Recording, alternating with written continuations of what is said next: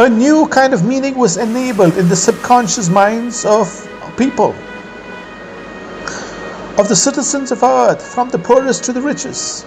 And the meaning was of the word that, which was enabled, was everything is a temporary speck in the time span of time, and especially in a life on earth. Everything is on a recycle mode, including us humans and everything that we see around us.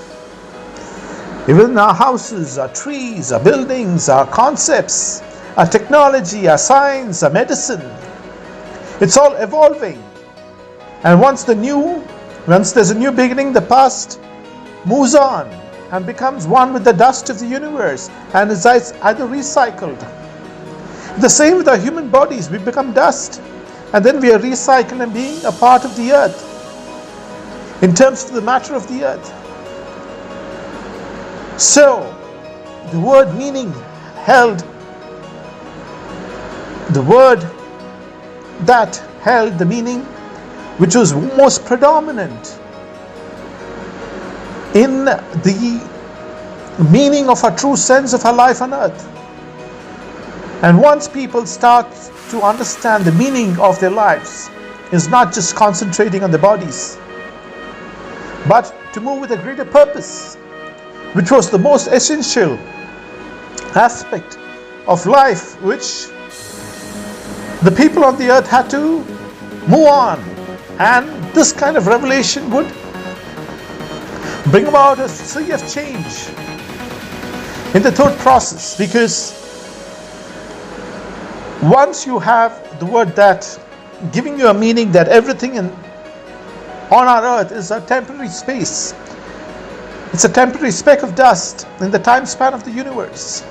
Once we get that kind of revelation, and the meaning to our lives is only when we transcend our bodily wants and into the greater purpose of the future unborn generations, then our life holds true meaning. So this translated into the food people ate, till then, around 8 to 9 years ago. I'm not saying it's entirely our kind of meditation, but it's also other people who have prayed for such a thing to happen, so that the people of the earth recognize that is what is really of good value to them. So for the past 9 years, and maybe a little more, people have started to recognize that the food they ate is not just for the taste, it's not just for the taste buds in the tongue. Till then, people were eating any kind of food which was extremely sugary, with sugar, even Coca-Cola with high amounts of sugar. As of now, Coca-Cola has come up with a drink which does not have sugar in the past 8 to 9 years. But before that, Coca-Cola was a drink which was completely out of sugar, and foods associated with high sugar, high fat content. People start to recognize that it's not just the taste, but food is also predominantly the most important thing, which is a medicine to our body, mind and soul. And every time you eat food, it should nourish your body, mind and soul. So although can be exceptions in the food habits where you kind of enjoy other foods, but the basic sense of your food should be, it should be nourishing to your body, it should be healthy for your body. It's not just for your taste buds, but it should provide you with health, your family health, mind. It should help your mind move and evolve, and it should also be in essence with your soul. Now, this does not mean that you do not eat any kind of food which might not contribute to your body, mind and soul. You can have exceptions. Even on a daily basis, you can have exceptions. But it's your basic understanding that the food that you eat is a channel by which you get into the universal energies of the universe, which helps your body, mind and soul. So I would say in the past 8 to 9 years, people, companies, corporates have started to move from only profit-minded products, which included a lot of sugary products, a lot of high-fat products, a lot of processed foods, to more healthy foods. And you see some of the greatest companies on earth, which includes Coca-Cola, Pepsi, anyone, Nestle, they've all started products which also nourishes people. They've kind of cut down on the sugar on their products to a large extent. And people have started to recognize, it's because people had started to recognize it. And they started to demand products which were healthy for their body, mind and soul. So these are things which have happened in the positive aspects. Also, since the code and the word that was given significance that everything is temporary, and greater meaning to our lives is to focus on the greater purpose of the future generations and the unborn children. There was also an understanding among the richest of people and also the most networked people across the world, including business channels, including the media, which came to an understanding that trying to hoard wealth and then trying to suppress different kinds of population across the earth was not in their interest. And then you started to see developing countries also develop. You know, as of now, for the past 8 to 9 years, you see African continent also evolving. You see also the Indian subcontinent evolving into a new level of health, wealth and spiritual prosperity, which should be the mantra into the future. It's a revelation from the universal force that everything is temporary on earth. Everything is on a recycle mode, including us humans. Meaning to our life is only transcending our human bodies, transcending our focus on our human bodies, and moving into the greater purpose of the universe, the greater purpose of unborn generations.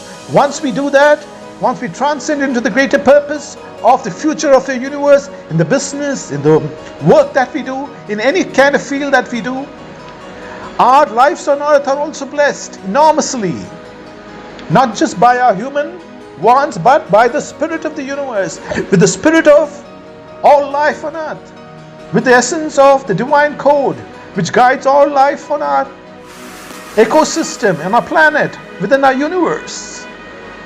So that is the meaning of the word that. Whenever those words that resounds in business channels across the world, across news media, the audience as of now has got that kind of information that their lives are not just about their bodies alone. But as of now, the malevolent force is trying to use the word that for nefarious purposes. And once it's all about human thinking, the human mind is like a weighing balance. Once people start to associate goodness, health, wealth and spiritual prosperity with the word that, in terms of the understanding of the true meaning of the word that, the world will move into health, wealth and spiritual well-being. But if there's a malevolent force within the universe, which includes the depressive mindsets, which includes the energy of turmoil, which includes the dark energies, gives a wrong meaning to the word that, the weighing scale also can tip on the other side. So it's very essential for us to understand the true meaning of the word that. And let's work for the future of the unborn generations into the future. All our science and technology, the greatest of advancements, including the greatest of deep learning, which would be at the most advanced forms into the future, should focus on the greater purpose of our lives on earth, which is to work for the future of our earth, the future of the unborn generations, the future of everything that we see around us, the air, water, the seasons, rains, mountains, anything which is provided by the universal force of creation to sustain all life within our planet, within our earth, within our universe. Let's replenish our earth. The essence of truth. People will try to change the meaning, through different means, which is possible by humans. But once you say the truth as it is, you know that you're breathing the oxygen, you know that you're drinking the water, you know that the rains bring life to you and your children and the future generations. These are absolute truths. If we do not have rains in the right time during the years, we will not have the right kind of food in our plates. If we do not have sunlight in the right amount, we will not have a quality of life. We will not have the kind of pure water that we drink, if we do not have beautiful rivers, lakes, and the sea, which is a source and ecosystem of life for us and our children. So once we begin to understand that these are the blessings of the universal source in our lives, we will go with the basic instinct of working with the greatest source of the universe. The basic instincts within us are more in terms of evolution with some of the animals, but we have evolved into humans because we have been able to tame the instincts which makes us one with the animals, the carnal instincts, and move in with the creative aspects of the universe. The only difference between us and any other species on life is that we have the ability of creation. We can generate new ideas. Let the ideas, let the creations that we make into the future be one with the creative force of the universe. Let not our creations and ideas go into the destructive source of the universe or the energy of turmoil. Anything into the future should be to encourage the citizens of the earth, the children of the earth, to move with the universal energies which provides life to all systems on earth. Only then there will be meaning to lives of the unborn generations 50 years, 100 years from now. If we are going to allow the energies of turmoil to get the greatest scientific discoveries into the future and use the greatest scientific discoveries into the future in terms of information technology, it will lead to the destruction of the unborn generations into the future. So there's no other option for the future humanity than to give absolute credence and importance only to the energies which sustain all lives on earth. Thereby the smallest children on our earth as of now will have a future into the next 50 years, 100 years, and much more. Giving importance to the creative energies which makes us human in terms of evolution of ourselves as true human beings, in tune with the energies which we see all around us, which gives us water, oxygen, air, and everything that I've mentioned, will be the only mantra that would lead us into health, wealth, and creative prosperity into the future. All our scientific discoveries should be encouraged only for our citizens, our children growing up, to evolve with the source of creativity, the source code of God, which brings life to our planet Earth. Let's replenish our Earth. One of the most important aspects of business into the future and as of today would be to dwell on a principle of mutual win in any kind of transaction, in any kind of understanding. Not just in terms of business, but also in terms of life, The energies of the universe which sustain all life gives you everything that you want to live and sustain yourself on earth as of now. And when you're having a human interaction, why do we suppress people? Why do we try to get a best of returns out of a people by seeing someone else is in despair? As we see, in business as of now, some of the principles being touted is to drive down the prices as much as possible, and then when you get the chance, when the price is at the lowest, then you move in and then buy. It happens in the stock market, it happens in real estate. I'm quoting an example of and a story of a family which lived in the United States. They were kind of a middle-class family moving into adulthood in terms of the children. Their children were girl children as well as one boy. And they were moving into adulthood. And during their times, they were in the middle class, they had everything in terms of the middle class. But they were living paycheck to paycheck. They had a wonderful house which were given by the granddads. But they're living paycheck to paycheck, which means that the father of the house used to work, the mother used to look after the children, and each time the salary came, it was just enough to see that the family was going through the education, the food, the house affairs, and everything in terms of having an okay life within the society. And they had all kinds of debts which were paid by the salary of the father. But at one point of time, the father was laid off for whatever reason, and the family turned into debt. They had to survive, but the only option was that they had some assets. And seeing that the assets were there were some predators in terms of having the energy of a coyote within the energy of turmoil. And they wanted the family to get into more dire straits so that they could drive down the prices of their house, their property, and then try and buy it. Over a period of time, the father of the house didn't have any other option but to sell the house at a very low price. And that was bought by a very wealthy trader.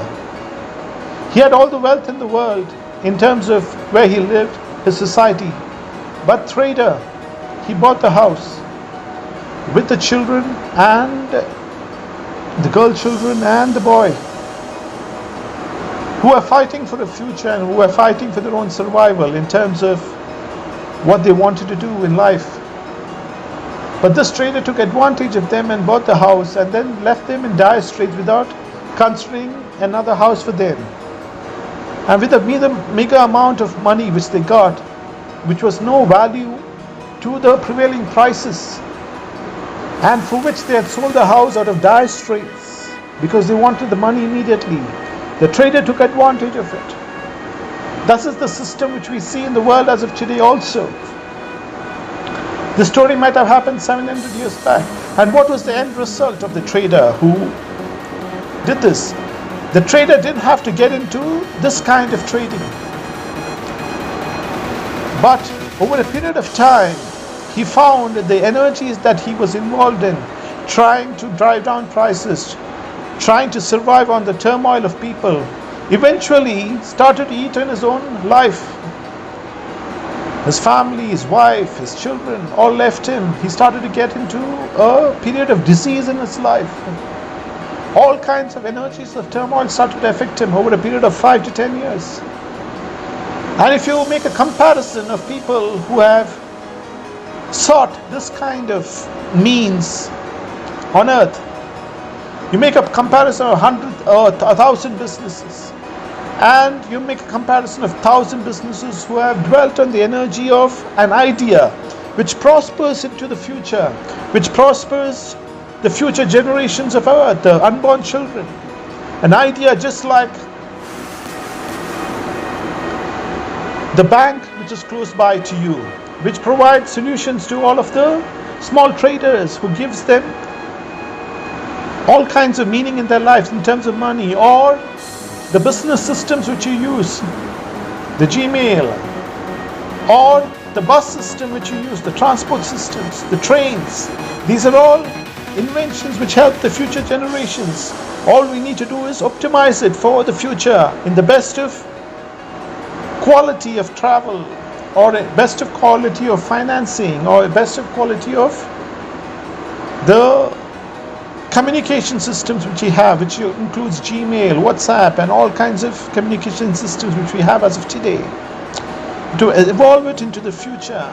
So we no longer should dwell on the energies of turmoil in terms of business to drive down prices. Any kind of business transaction which dwells on one party losing immensely and another party gaining will lead to the party gaining over a period of time losing everything they have, because they would be within the energy of turmoil. It is not a matter of one transaction. Just like the stock markets, you might create some wins, in high frequency trading or day trading, but the more you start winning, there'll be a point of time when you lose immensely. That's what happens to people within the energy of turmoil, trying to drive down prices and trying to make a profit on despair of people. Once you are within the energy of turmoil, it's the principle of the energy, it's the principle of the universe that you are kind of engulfed by the energy of turmoil. We are engulfed and we are ultimately destroying our lives through the energy of turmoil. So any kind of business transaction into the future should be a kind of win-win approach. Both parties should have a sense of achieving something. Some of the examples of this is, you get into a real estate transaction, you give a fair price which is the market price, and that over a period of time will make the price of a real estate which you buy go up 5 times more than the time when you bought the price at a despair price. When you buy things at a fair price without dwelling on the energy of turmoil, to see people in despair and then trying to move in to buy it, move with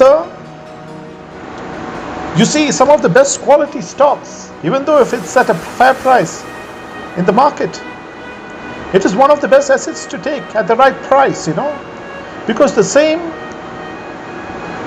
price of the asset has value in terms of the business structure, in terms of the management, in terms of how people view it. It's the same thing which will be translated into your business transactions into the future and as of today. Any transactions do not dwell on the energy by which you try to drive down the prices immensely and dwell on the turmoil of people or dwell in the despair of people, which will ultimately destroy us if you are dwelling on that energy, because that is the principle of the energy. It's the principle of the energy systems of the world. When you're getting into a transaction, go for a fair price. Develop that property, develop that idea. Because you bought it at a fair price, people respect that price. People respect the value. And when you develop it, it will grow much more immensely than what we are looking at, the cheapest end. The best of stocks have a value in the market. The best of companies have a value. And when you buy a part of it, you're buying into the creative ideas which flourishes into the future. Let's replenish our earth.